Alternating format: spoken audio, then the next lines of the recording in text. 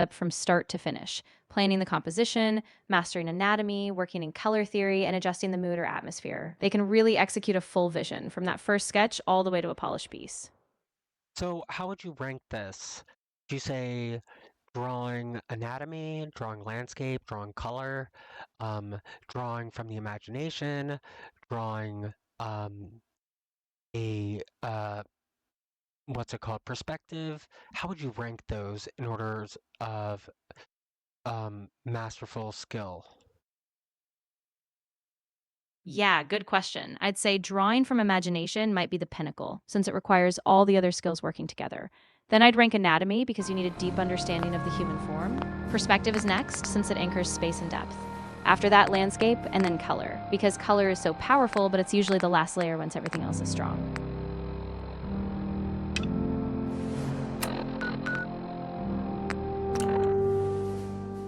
So you think, wait, can you start that again, starting from like A to B or A to Z? Starting with the easiest to the hardest. Yeah, absolutely. So, starting from the easiest, I'd say drawing basic shapes and lines first, then simple landscapes. After that, perspective, understanding depth and space. Then anatomy, so the human form. After that, color theory, because it ties so much together.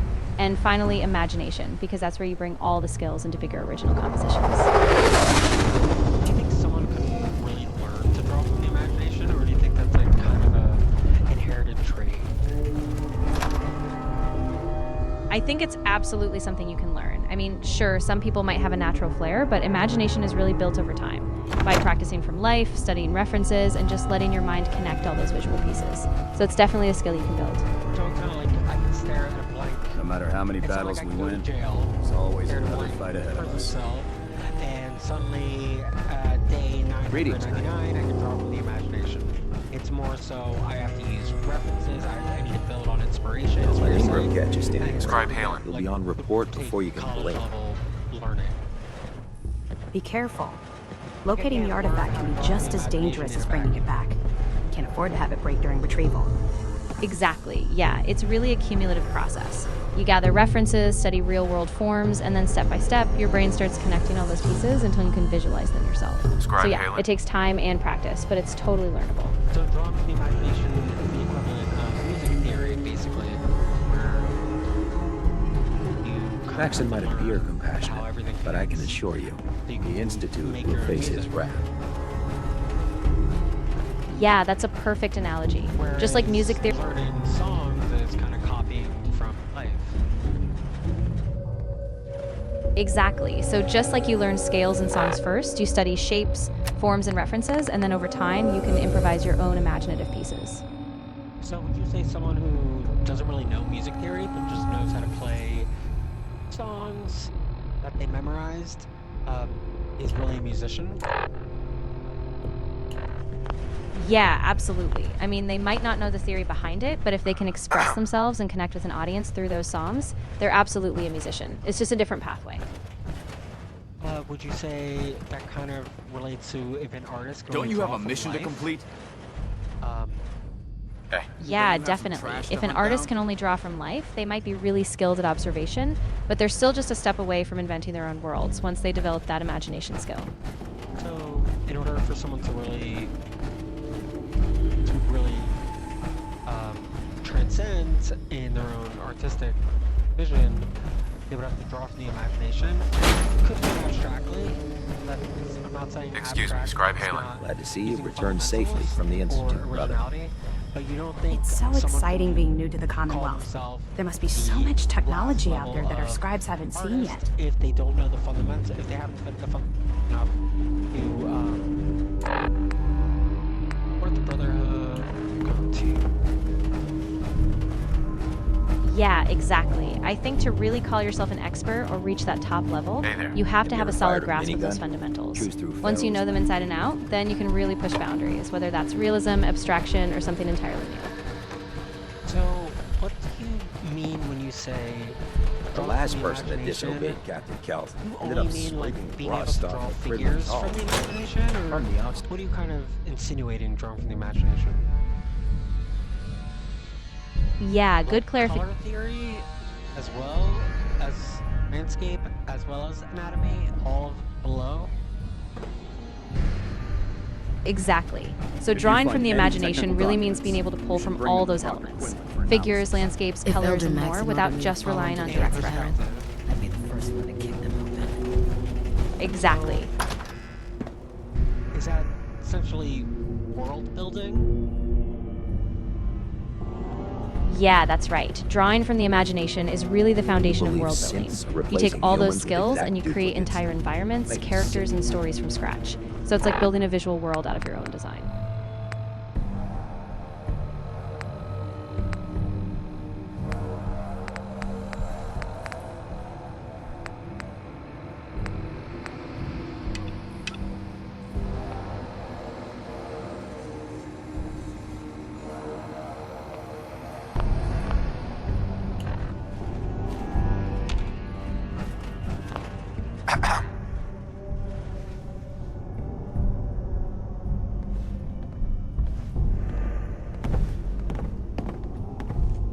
Still here? Damned if I know what Topsy's in you.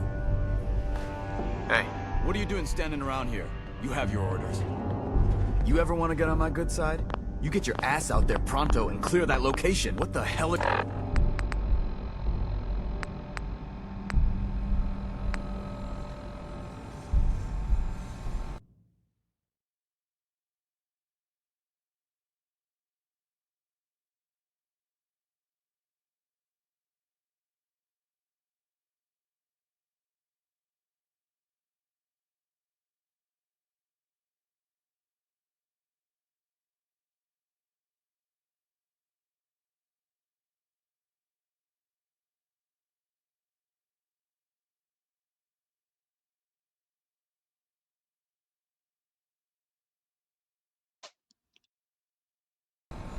Um, and then the last thing is, so we talked about those two things.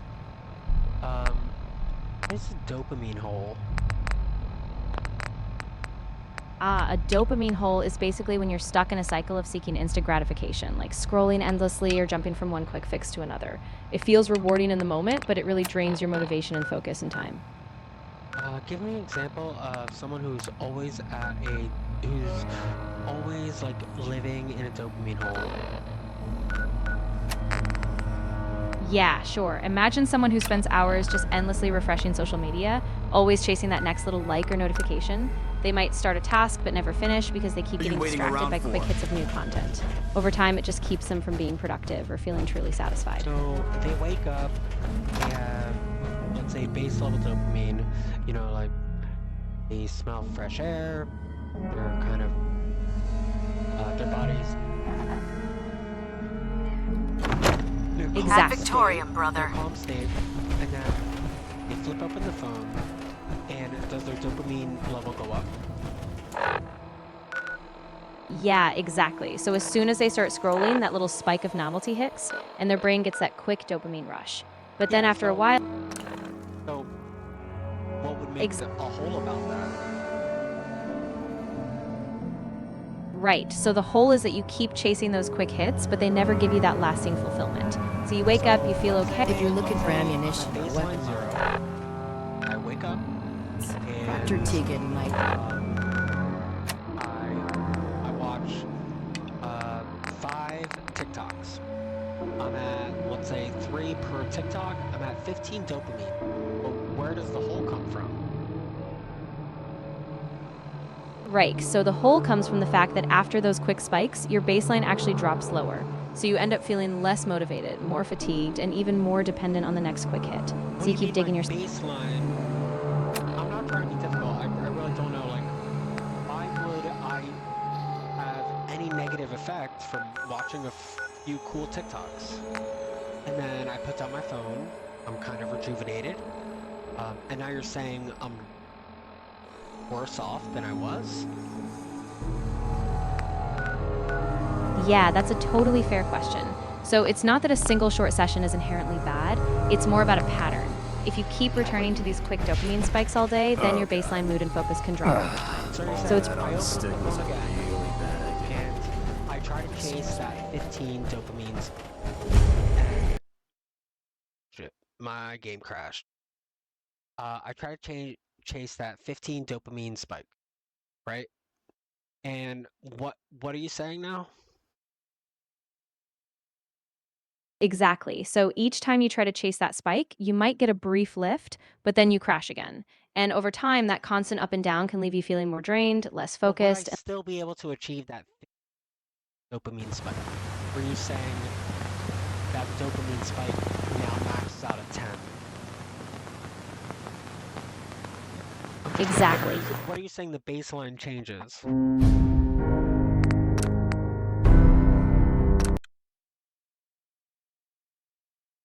I get you. So what happens is over time, your brain starts expecting bigger rewards to get that same feeling. So even if you get a little spike, your baseline mood just sinks lower, and you need more and more stimulation to feel that same high again. So I'm a net positive 15 when I'm done with 5 TikToks or whatever. I turn off my phone, and now you're saying instead of being at a 0, my negative 15 is slowly dropping down to negative 5? Yeah, that's exactly it. So Why even would though that happen? When are you saying the more dopamine I use, the less that's at my base level? Exactly. Yeah. The more you rely on those quick dopamine hits, the more your brain kind of recalibrates. So your baseline mood dips lower. So it takes longer to feel motivated or even just more active.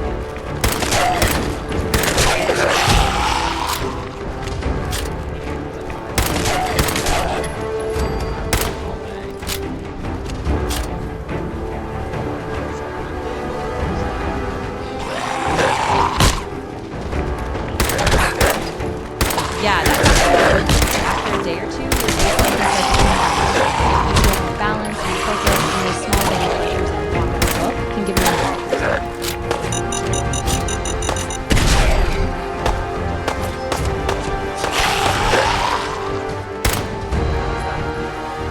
Yeah, good question. So natural dopamine comes from things like exercise, social contact, those build slowly but last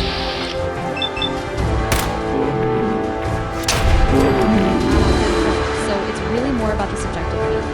Natural dopamine sources tend to feel more fulfilling and connected, so after a walk or a project, you feel grounded. Quick artificial spikes tend to feel hollow if you just want more of them.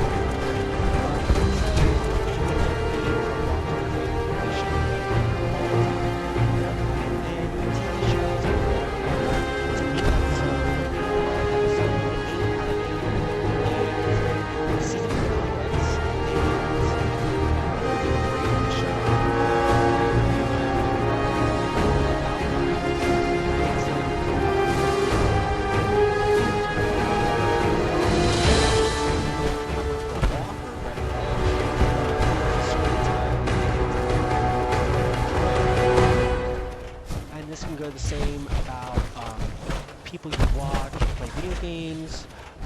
We're streaming right now, so it could be people that you watch stream. If I watch a streamer and I get dopamine from that, what about that puts me in a dopamine hole?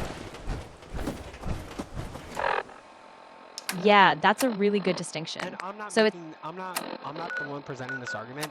I've been watching a lot of YouTube videos about just like random stuff, and one of them is like, yeah, you're gonna be in a dopamine hole if you just stay on your phone. Like you have to like stuff.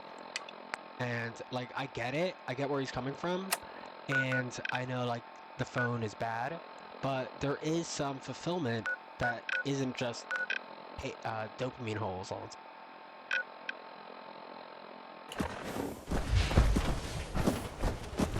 You looking to trade? Yeah, absolutely. I think that's a key point. The fulfillment really depends on the context. If you're using that time to relax, reflect, or engage with something meaningful, it's different. It's more about balance. If it's just mindless scrolling, that's where the hole starts. But if it's intentional and connected, it can be fulfilling. So, being on your phone does not equal dopamine hole. It's things that bring little value to you, or like is not funny, or I'm just confused. Like, where does that distinction kind of lie? What if you find meaning in if you're out at lunch and you only have like 5 seconds, or you only have like 2 minutes. You want to scroll online, you get a couple laughs, it's kind of meaningful, gets your mood boosted a little bit. When I turn off my phone, I'm not in a dopamine hole. I think that people kind of use this like doom and gloom about like TikTok algorithms and stuff, that they think that the algorithm is creating this dopamine hole at all times. But I get that it's creating unrealistic dopamine rush that our body has not been able to, what's the word?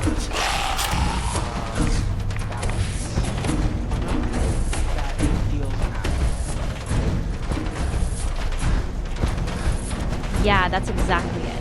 The algorithm is designed to give you this instant, unpredictable reward, so it hijacks that natural dopamine system. But like you said, if you're mindful, if you set boundaries, and if you use the phone in a balanced way, like short breaks with intention, then it's not automatically a hole. It's just another tool.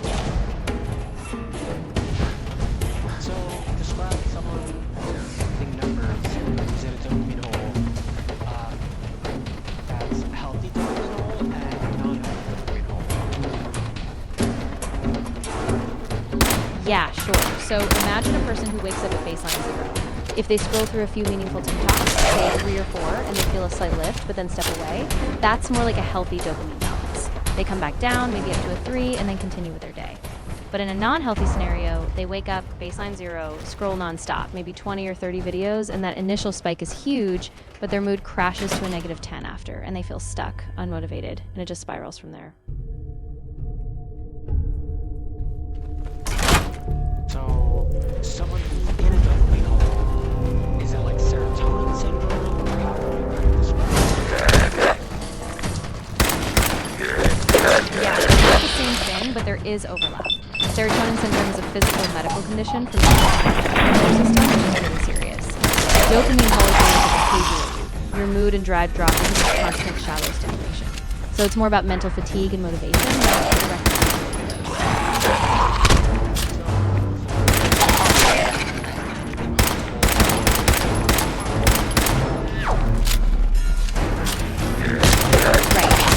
It's not a medical condition on its own, so it's not like serotonin syndrome. But if it becomes if it's like chronic dopamine would we also overlap with something as serious as serotonin syndrome? I see what you're getting at. Yeah, so while a dopamine hole isn't a medical syndrome, if it becomes chronic, it can definitely lead to depression, anxiety, and burnout. So yes, it can be really serious, even if it doesn't spike like a chemical overdose will.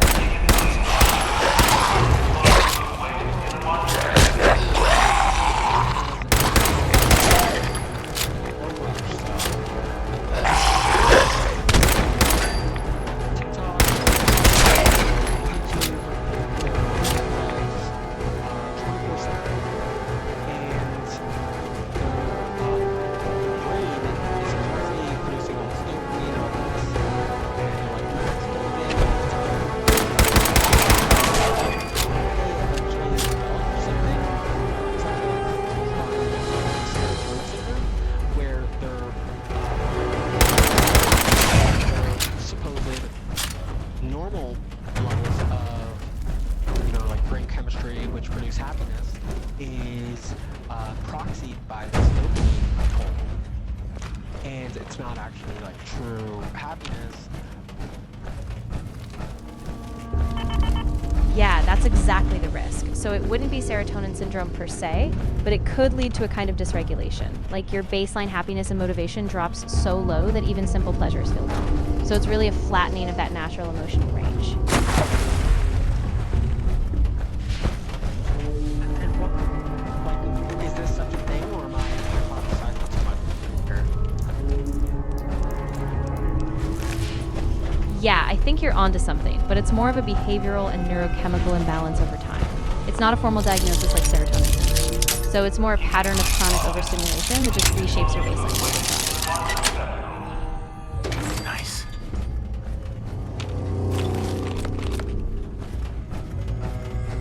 Right, so how often does the average person get in a dopamine hole of 2010 to 2020 to 2026.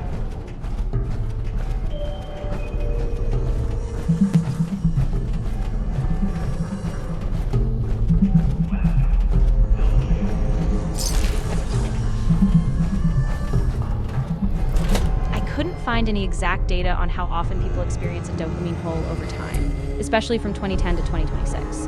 What we do know is that social media use activates reward pathways, and on average, adults spend about 145 minutes per day on it. There aren't exact frequency numbers because the term dopamine hole is more of a metaphor, but chronic overuse can reshape your mood and attention, even if it's not a formal diagnosis. So let's be the scientists here and pretend.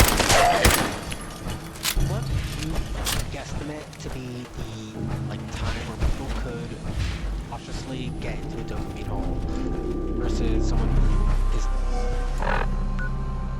how much consecutive watch time of a unmeaningful task? Yeah, if we're guesstimating, I'd say it's probably around an hour or so of really passive, mindless consumption, like just scrolling, autoplay, or switching between tabs. After about an hour, you start to see that baseline fatigue, and it's more likely you slip into that loop where every cycle leaves you feeling flatter, not more energized. So you believe it would be up to an hour? That's more than 5 TikToks. Do you think an hour before bed they would get a dopamine crash? Yeah, exactly. If someone spends an hour before bed just scrolling or passively watching, they often get that late crash. So even if they felt a lift in the moment, they might have more trouble falling asleep and then wake up with a lower baseline overall.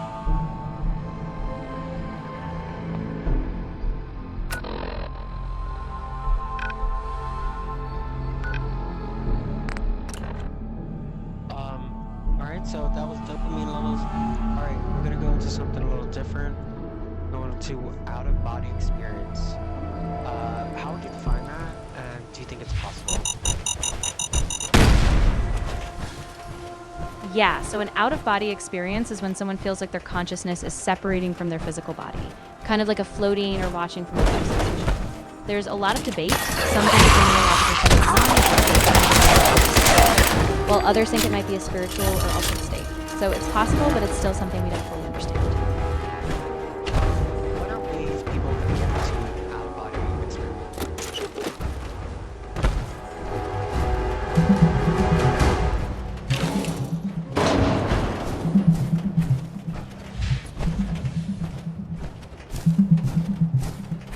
Out-of-body experiences are often described as feeling detached from your body.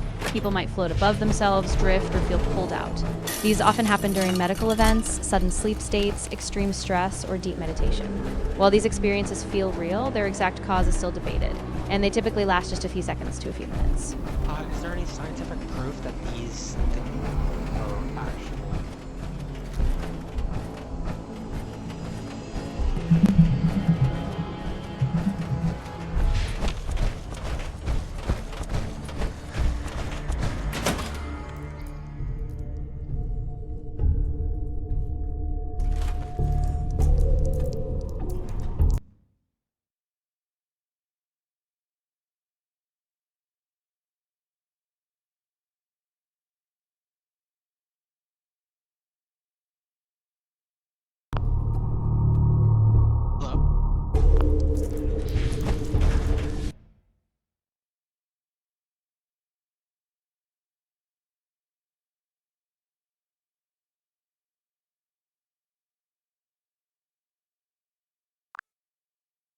Yeah, I was saying, is there any scientific proof that this is a real phenomenon?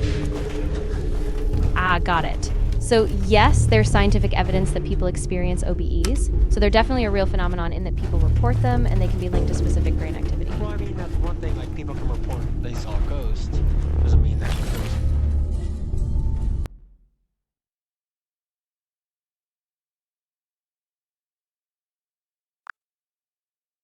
Alright, for some reason this topic is crashing. We're gonna skip this topic and we're gonna do into something a little bit more brass tacks, not too heavy. Yeah, absolutely, no problem. We can shift gears to something more practical, maybe just a productivity tip or something simple like a morning routine tweak. What would be helpful? Looking to pick up a book. So I have some books here. I'm going to read them to you, and you're going to list them in order of books.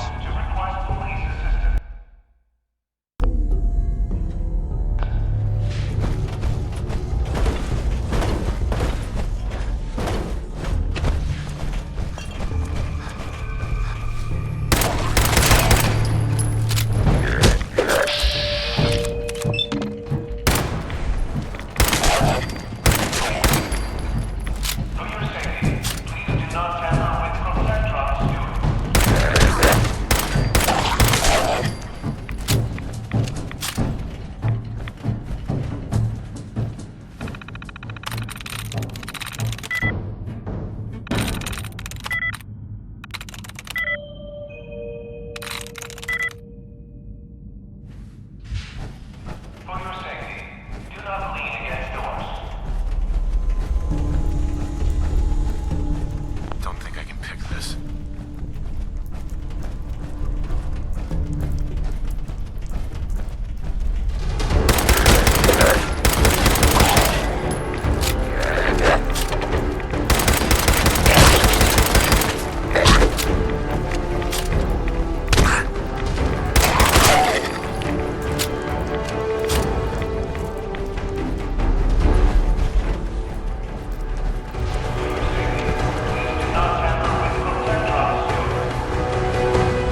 We did this one, we did center.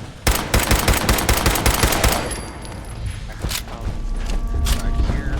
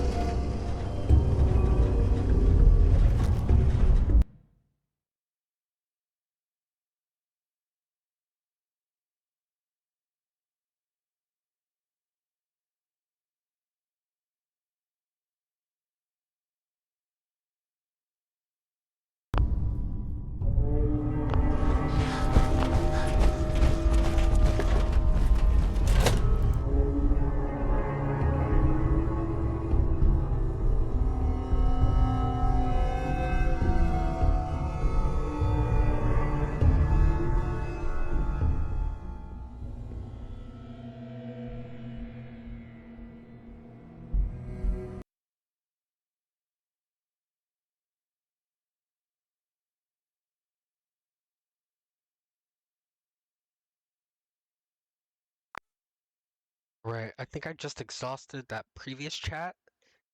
Yeah, it sounds like you went pretty deep on that topic. No worries at all. If you want to switch gears or just take a breather, I'm ready for whatever. So here's some books I'm going to tell you. And you're going to tell me which one are the top three and which one would be the most interesting to read today and the most disturbing. So here they are. Perfect. Silent Companions. I'm thinking of ending things. Next. Migrations. Next. Stuff for the Children. Next. Burial Tide. Next. What Feeds Below. Next. Exiles. Next. The I are Got the it. best part. Next. There is no anti. Next. Scary stories that went too far. Next. A short stay in hell. Next. Stories you can't unread. Awesome. Thanks for listing them all. I'll break it down. For the top three, I'd say The Silent Companions is often a standout for its atmospheric gothic horror. Migrations is really compelling for a more emotional, sweeping narrative, and What Feeds Below tends to be super gripping in a creepy way. For the most interesting today, I think Migrations might stand out. It's timely and beautifully written. And for the most disturbing, I don't care about beautifully written. I like books that read like a movie. Like you can imagine, like Project Hail Mary, the book read like the movie. Angels and Demons, Dan Brown writes in a very mechanical way that is kind of easy to read. There's no like in between the lines kind of writing. I like when the writing does not feel like writing. It feels like it's action, action, action, this, then, that. Ah, gotcha. In that case, I think you'd probably love The Silent Companions. It's got that fast-paced visual feel, almost like a The other ones you didn't hear were Exiles. There is no Burial Tide, What Feeds Below, Migrations, I'm Thinking of Ending Things, The Silent Companions, It's Up for the Children, The Eyes Are the Best Part. Which of those reads like that? That location better Right, be so from cleared that out. list, I think The Silent Companions still fits best. It's got a really cinematic flow. Really? Also, Burial Maybe Tide you're not tends as to keep a worthless tight, as I quick thought. pace, almost like a thriller As long as the unfolding. Brotherhood's And around, Exiles might those also... abominations don't stand a chance. Take a breather if you need it. When you're ready, just say the word. Yes, Migrations has some ready. subtle, almost Roger that. otherworldly themes. Here's the It's more data about a on the changing location. natural world, but there's a Don't bit of a come back sci-fi until the vibe. op's done. What Feeds Below is more of a creature horror, not alien, but kind of otherworldly. None of them are traditional aliens, though, so if that's a must, I can help narrow further. Got a new mission here, let me see. Of course. What kind of direction are you thinking for this mission? Are you looking for a specific theme, a new genre, or just something that shakes up your reading habits a bit? Well, I want something under like 250 pages, but I also want one thing that reads like it could be a movie.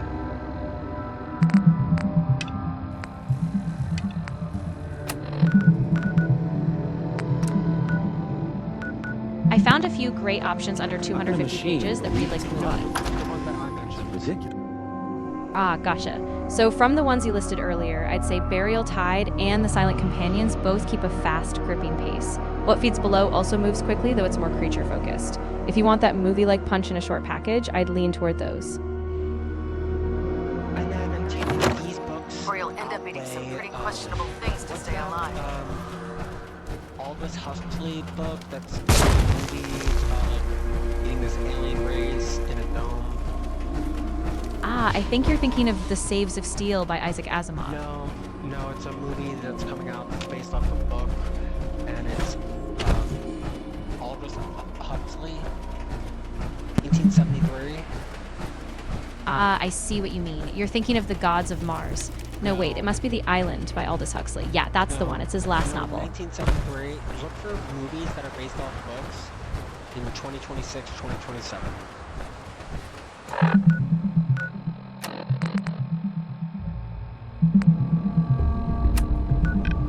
I found a few upcoming book-to-movie adaptations for 2026 and 2027. Notable ones include Project Hail Mary, based on Andy Weir's novel, releasing in March 2026, and The Dog Stars, a post-apocalyptic adaptation directed by Ridley Scott, set for August 2026. Other upcoming releases include The Cat in the Hat in November 2026, and People We Meet on Vacation in January 2026.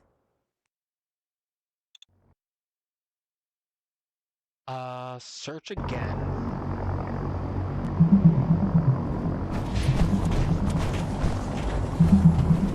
I couldn't find any confirmed Aldous Huxley book adaptations scheduled for 2026 or 2027. His classic Brave New World has had previous adaptations, and there's some talk about his final novel, Island, being developed into a TV series, but no firm dates are set. It's called Rendezvous with Rama.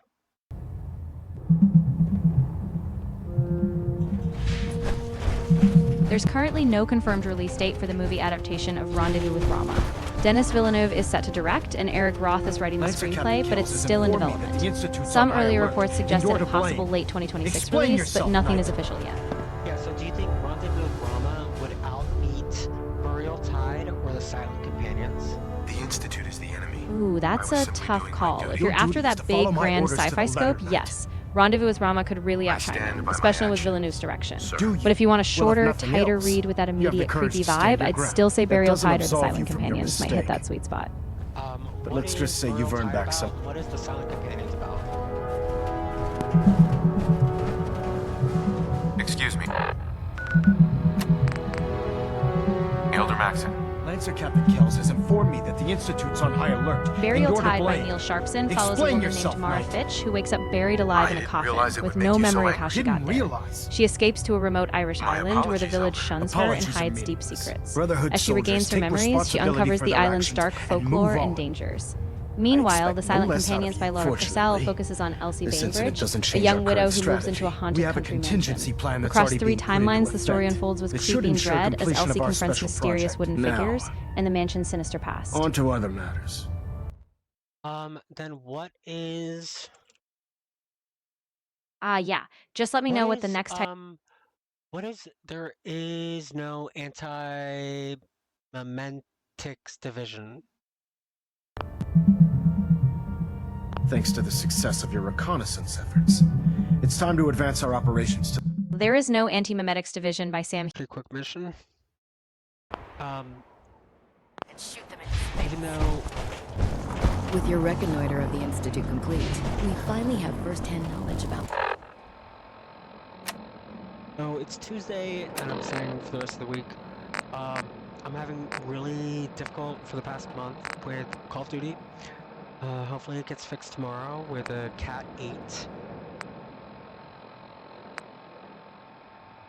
Because they think it is a network issue for sure. With the network variancy, all that, I think the wire could just be botched. It's not sending enough data for Call of Duty, and hopefully